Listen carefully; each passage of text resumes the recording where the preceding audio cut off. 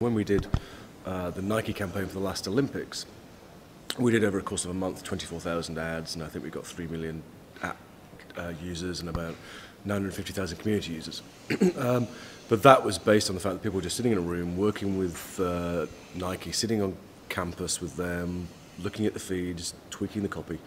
So I don't think it's particularly an industrial solution. But it is about sort of industrial copywriting. But that doesn't mean you have to have a large framework to deliver it. Yes, we do get in the content business, but not the traditional content business. And although we have to be involved in that because you have to be able to distribute it in real time and adapt it, our ambition is not just to do that. Our ambition really is to just to bookend the marketing process. Because if you start with an understanding of the consumer and what behavioural change you're trying to introduce to consumers and the data and your understanding of those consumers, and you'd understand that most of that data is coming from media, if your definition is that everything is a media, from Arab Springs to Google to Facebook to Walmart, and we're the best people to understand that, then surely media companies are best placed to frame your challenge and put that into some sort of metric. And then at the other end, they're the best place to execute it. Now, in the middle, yes, we might get involved in content, but we think that traditional agencies, Google, gaming companies, 20th Century Fox, any kind of content companies can do that. So it's not an aspiration to replace anyone or do everything ourselves, but it is an aspiration, I think, and a logical aspiration to be the spine for marketing communications that then allows clients to be more adaptive and reactive to data. If there's an art to what we do, the art is taking all that data, all that paid, all that owned data, and coming up with the right organic solution that's right for each of our clients about how you approach the problem. So if you approach Nike, then Nike is definitely about social first, about activating their community of users and then radiating out, and paid media probably comes last. But still, for a majority of advertisers, paid is still a stimulus, and then you go into social and your own, and you see how it riffs off that. But we have to adapt. The mix of paid or owned has to adapt based on the success of the campaign and the feedback you get from consumers. So I don't think there is any one angle.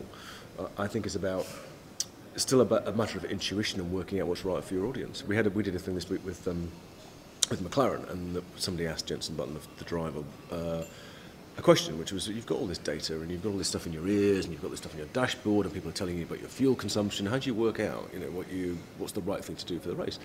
And his answer was, you just feel it. You feel it through the car. You feel it through your bum, I think is what he said. And I think our planners and our data scientists or our behavioural experts, you have to compile the right team for the client problem that then works out what the right combination of skill sets is. So I don't think there's one set answer. I think if you think there's one set answer, then you're probably going wrong.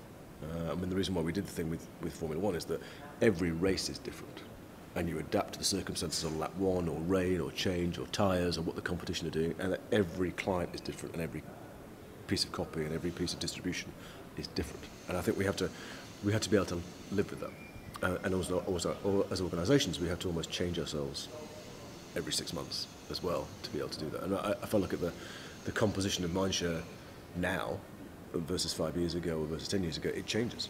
Every year it changes. We've got many more technology experts now, many more digital people now, and much more kind of data scientists now than we've ever had before.